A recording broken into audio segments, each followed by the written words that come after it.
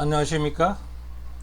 2026년도 제3기 교과 고린도 전후서입니다. 오늘 5번 주에는요, 문답식으로 풀어보는 교과 공부 제4과가 되겠고요. 제목은 교회 안의 죄라는 제목으로서 함께 연구해 보겠습니다. 자, 제4과 교회 안의 죄라. 5번 주 기억절은요, 너희 몸은 너희가 하나님께로부터 받은 바 너희 가운데 계신 성령의 전인 줄을 알지 못하느냐. 너희는 너희 자신의 것이 아니라 값으로 산 것이 되었으니 그런즉 너희 몸으로 하나님께 영광을 돌리라. 고린도전서 6장 19절과 20절에 있는 말씀이 5번 주의 기억절이 되겠습니다. 자, 오늘 서론에 들어가서요, 첫 번째로요, 교회 안의 죄를 다루면서요, 저자는 왜 인간이 내 머리 얘기를 하는가라는 것도 먼저 들어보겠습니다. 저자는 말하는 인간의 뇌는요, 첫 번째처럼요, 보고 듣고 경험하는 것과 세상의 가치관과 생활 방식들이요, 의식하지 못하는 사이에 우리 마음속에 파고들어서 생각과 행동에 영향을 주기 때문이라고 첫 번째 얘기를 합니다. 두 번째는 그리스도인도요, 세상 속에서 살아가다 보면은요, 자신도 모르게 세상의 사고방식에 영향을 받게 되는 것이죠. 고린도 교회에 생긴 여러 문제들은요, 이러한 세속적 사고방식이 교회 안으로 들어온 결과였을 것이라고 생각합니다. 이것이 로마서 12장 2절에 보면 너희는 이 세대를 본받지 말라. 오직 너희는 새롭게 함으로써 배난을 받으라 라고 말씀했지 않습니까?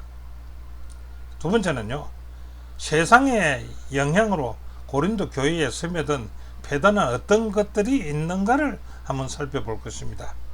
대충 보면요, 첫째로 고린도전서 1장부터 4장에 폭로된 파벌주의는 이후 일어날 도덕적 문제들이 발생할 길을 열어준 것이라 이렇게 말합니다.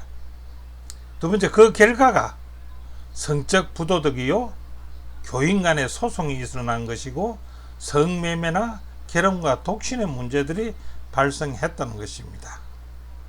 자, 세상의 가치관에 깊이 영향을 받은 고린도 교회 성도들을요, 바울이 어떻게 건면하고 바로잡았는지를 오늘 살펴보면서 또한 그의 가르침을 통해서 오늘날 우리도 세속적 가치관을 경계하고 교회의 거룩함을 지키며 그리스도인답게 살아가는 원칙을 5번 주에는 배우게 될 것이라고 말하고 있습니다.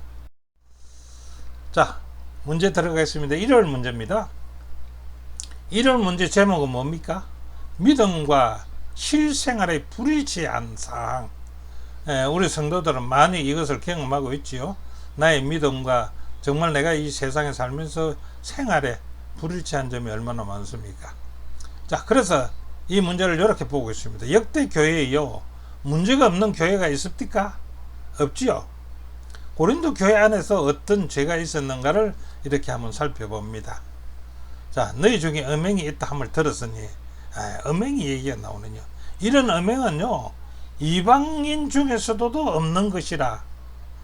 무슨 음행이길래 이방인 중에도 없는 그런 죄를 고린도 교회가 지었는가? 누가 그 아비의 아내를 취하였다 하는 도다래.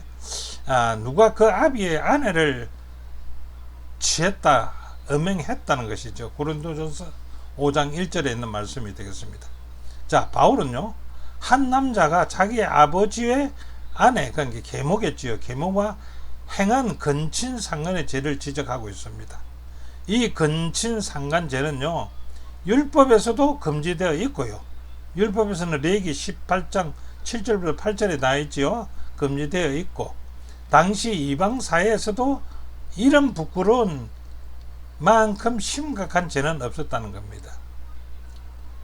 바울이 더 크게 책망한 대상은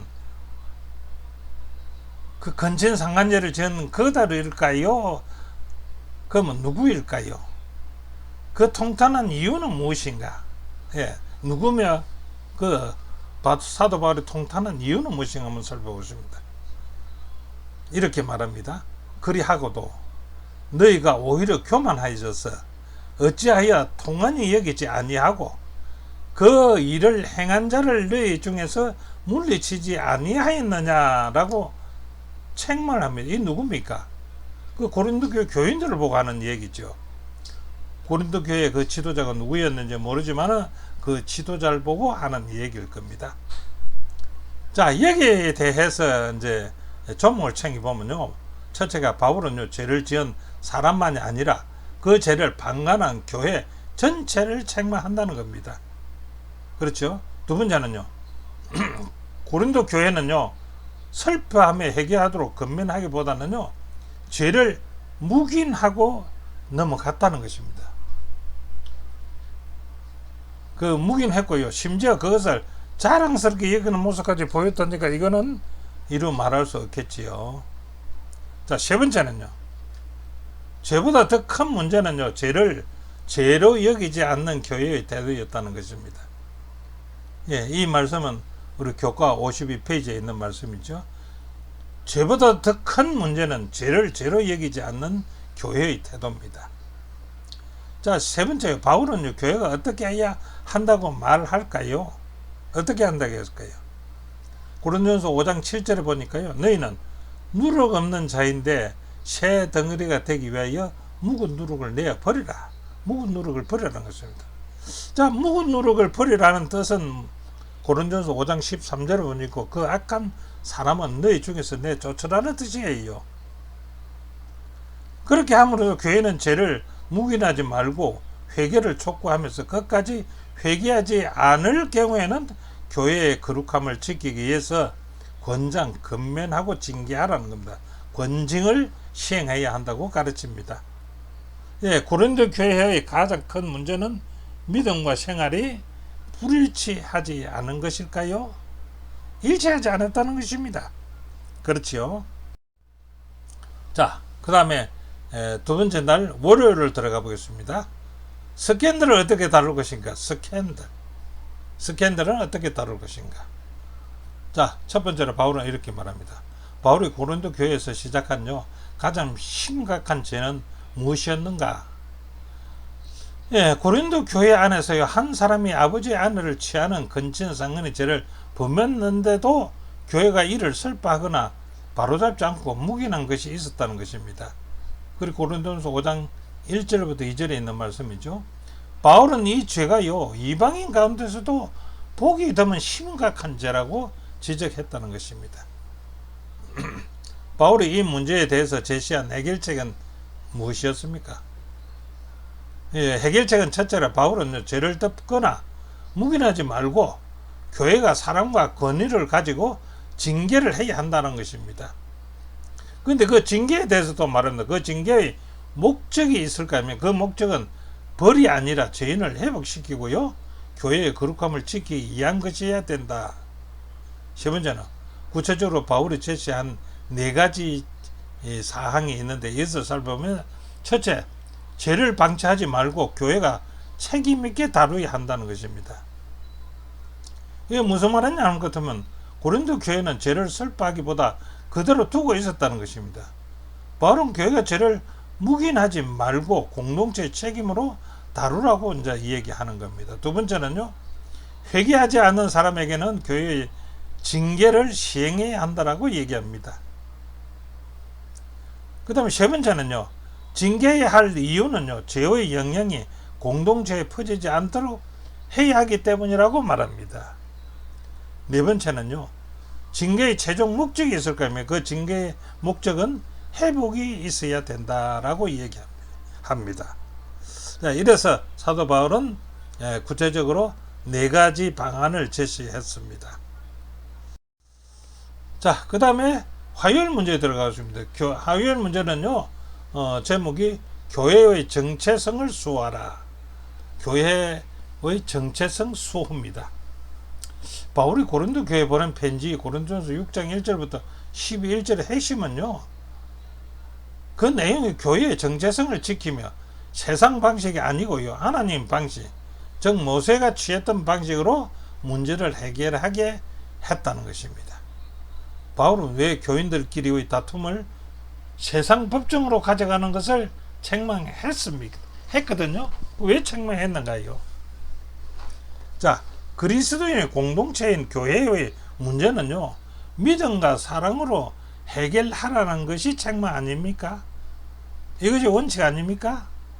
두 번째는요, 교회 일을 세상 법정에 고소하면요, 교회의 명예와 복음의 증거가 약해질 것은 뻔한 일 아닙니까? 그래서 책망했다는 겁니다. 세 번째는요, 교회 다툼은요, 세상의 가치관이 아니라 하나님의 공의와 사랑으로 판단해야 한다고 바울은 가르치기 때문입니다. 그래서 교인들끼리의 다툼은 세상 법정으로 가는 것이 아니라는 겁니다. 두 번째는 바울이 교인들에게 기대한 문제 해결의 방법은 무엇인가라고 한번 묻는다면은 교회 안에 지혜롭고 성숙한 사람들의 도움을 받아서 공정하게 화해하고 그 일을 해결해야 한다는 것입니다.